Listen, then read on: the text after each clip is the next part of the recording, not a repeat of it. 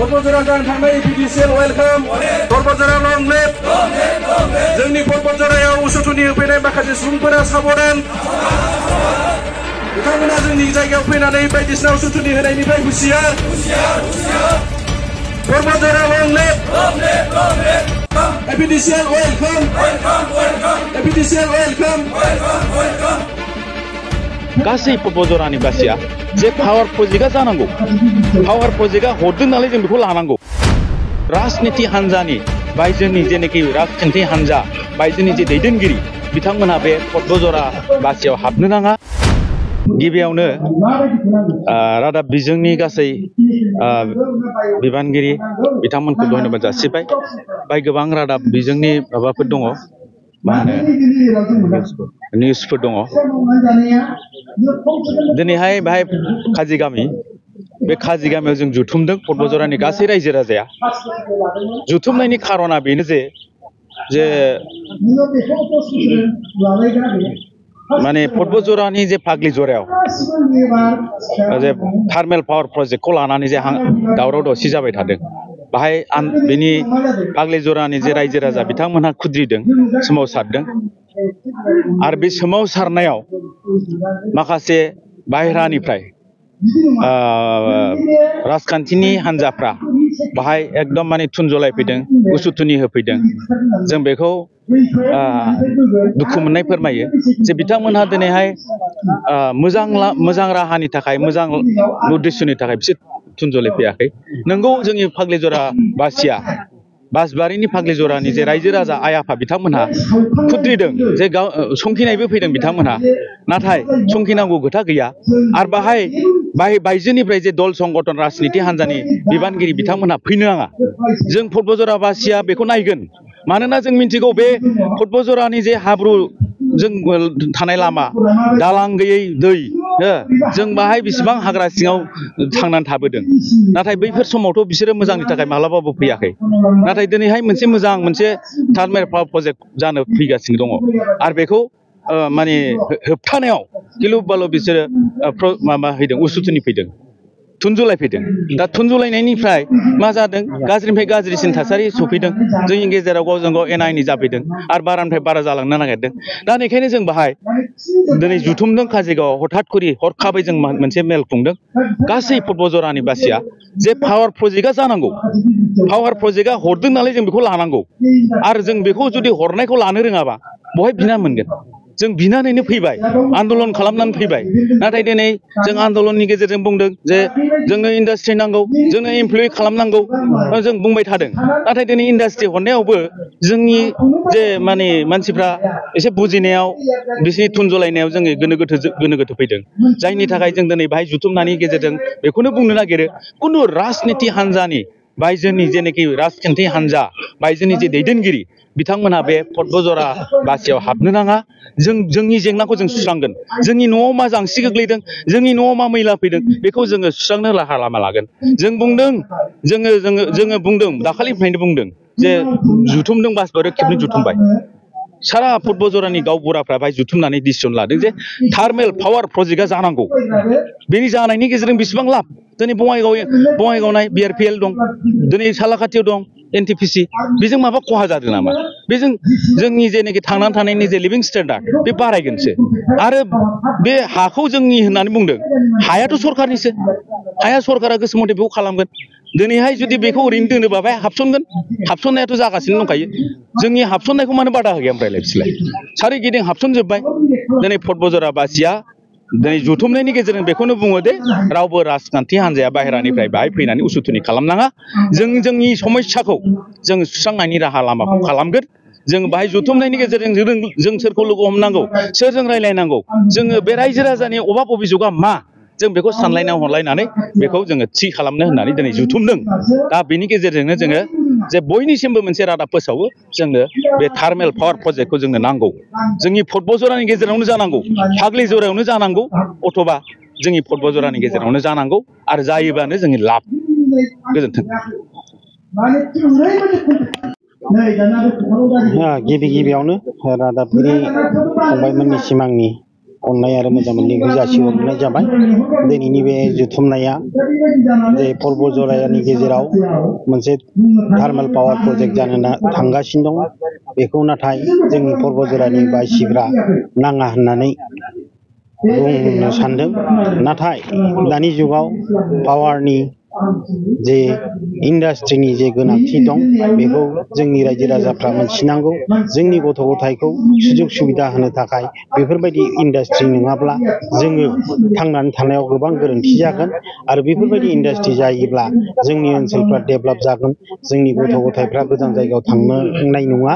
आरो बिथांमोना बाहायनो मावनानै मोनजानो हागोन बा जोंनि जेनेरेशना साबसिननिफ्राय हामसिन सुबिदाखौ मोननो हागोन होननानै आं सानो। दा पर्बतजरानि जे रायजो राजा बिथांमोन दङ बिथांमोना बेफोरखौ गोरोन्थि साननाङा जे बिथांमोननि हाया एसेबो थाङाखै होननानै जों बेखौ खोनानो मोनदों। जे जिखिनि फरेस्ट ओनसोल दङ बेजोंनो पावार प्रजेक्टखौ गायसननाय जागोन होननानै जों मिथिनो मोनदों। दा बिथांमोना जुदि गावसिनि हाया गोग्लैयाबा बिथांमोना जाहाथे गुबुन जायगानि बा राजनितिकनि दोहौआव गोग्लैनानै बिथांमोनजों लोगो लाफानानै जे मोनसे मोजां इन्डास्ट्रि प्रजेक्टखौ बादा होनाया मोजां जाया होननानै आं सानो। बिथांमोना जाहाथे सापर्ट होनानै बेबायदि इन्डास्ट्रियेल बा इन्डास्ट्रिखौ बा पावार प्रजेक्टखौ गायसननानै गाव गावनि गथ' गथायनि इयुन जे सिमांखौ मारै जाफुंहोनो हागोन हाया बेखौ नायनांगोन आरो ओनसोलनि डेभेलपमेन्टखौ नायनांगोन। दानि जुगा टेक्न'लजिनि जुग। जे बे टेक्न'लजिनि जुगाव पावारखौ नांथारगौ आरो बे पावारनि गोनांथिया बयहाबो दङ। आरो आं बे ओनसोलनि रायजो राजाखौ आं बुङो जे बेबायदि मोनसे पावार प्रजेक्ट मोजां फैनायखौ बिथांमोना जाहाथे बाहाथा होआ आरो गोजान जायगानिफ्राय फैनानै जोंनि ओनसोलनि जाम्बा जाम्बि रायजो राजाफोरखौ जाहाथे उसुथिनि होनानै बे जोंनि मोनसे मोजां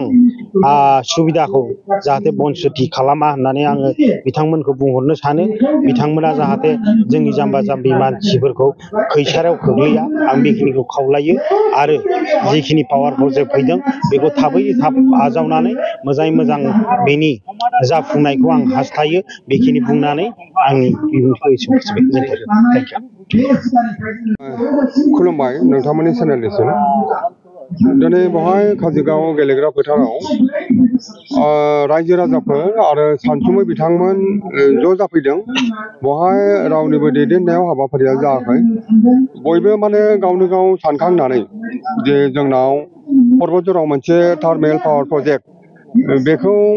पर्बतजरानि बासबारिनि फाग्लिजरा होननाय माखासे एरियायाव बियो जानो थांगासिनो दङ आरो बेखौ लानानै जाय दान्थे बिदान्थे जादों।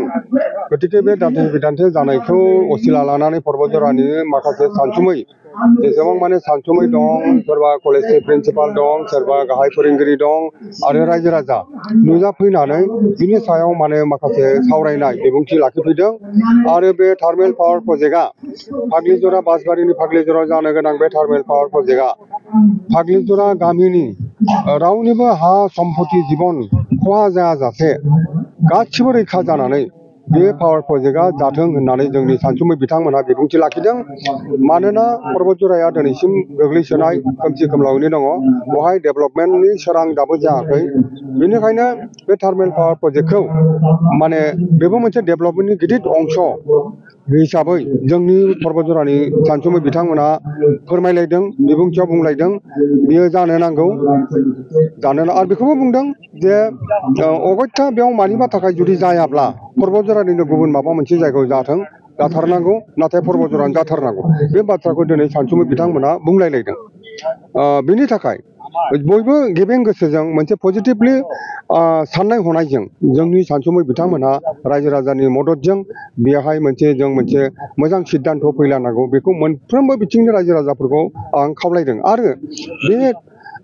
बासबारिनि फाग्लिजराव जानो थांबाय थानाय थार्मेल पावार प्रजेक्टनि जेनाखि बेनि माखासे गामिनि मानगोनां रायजो फाग्लिजरा गामिनि मानगोनां गामिनि रायजो राजा बिथांमोना जेनाखि प्रतिबादि खार्यसुचि लादों, बिथांमोना जेनाखि जानो नाङा होननानै माबा लादों, प्रतिबादि खार्यसुचि लाबाय थादों, बिथांमोना हा हु सय सम्पति थांजानो गिनायनि मोनसे आशंका जादों। बेखौ जों सनमान खालामो। नाथाय बाहेरानिफ्राय फैयै बिथांमोननि आन्दलनाव जेनाखि अर सुफैनाय जेनाखि उदगनि होफैनाय माने उसुथनि होफैनाय बे खामानियासो जोंनि सानसुमै बिथांमोना पर्बतजरानि सानसुमै मेलेमजिबि बिथांमोना बेखौसो गाज्रि मोनदों बे जानो नाङा फाग्लिजरा गामिनि रायजो राजानि आइ आफानि जेने गाबनाय गोसोनि बेदना बेखौ जों सनमान होयो आरो बियो बिथांमोननि बे गोसोनि गाबनायखौ सरकारजों रायलायनायनि गेजेरजों समाधानाव फैथों माबा मोनसे समाधान फैदों बिथांमोना जानाय गैया लोंनाय गैया उन्दुनाय गैया जासे बेसे गोबाव बेबायदि माने बिथांमोना प्रतिबाद खालामबाय थानो बेखौ साननानै मैया मोनब्रै जोंनि माहारियारि आफादा ट्राइबेल संघ साहित्य सभा बर' समाज हारिमु आफादा बिथांमोनजों नुजाथिनानै रायलायनो होननानै बिथां मैया थांनाय जादोंमोन नाथाय बे माहारियारि आफादनि जेनाखि मोजां साननाय बेखौ सोङा हसियानो बेयाव माने जानो नाङै जाथाय जादों बे दुखुनांथाव जादों आरो बेखौ जों बयबो निन्दा खालामदों दा इयुनाव जाहाथे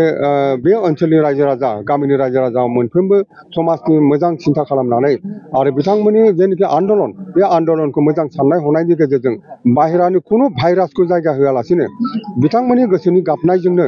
बिथांमोना जेन आन्दलनखौ खालामो आरो सरकारजों बुजाफरा जानानै जानांगौबा जानांगौ जानाङाबा जानाङा जाहाथे मोजां सिद्धान्त फैयो जों बेखौ खावलायो आरो रायजो राजाफ्रा दिनै बे बाथ्राखौ बिबुंथियाव बुंलायलायदों गोजोन्थों बे टार्मिनेल पावार प्रजेक्ट बिटिसिएल बे इन्डास्ट्रिखौ बिथांमोना बे पर्बतजरायावनो जाजानो लुबैथारो बेखौ माने दिनै सानसुमै बिथांमोना बुंलायलायदों पर्बतजरायावनो जाथारनांगौ बेवहाय माने पर्बतजराखौ नागारनानै गुबुनाव जानायखौ पर्बतजरानि सानसुमै मेलेमजिबि रायजो राजाफ्रा दिनै रावबो लुबैयाखै पर्बतजरायावनो जाथारनांगौ बे बाथ्राखौ रोखा रोखा बिबुंथियाव बुंनाय जादों। Thank you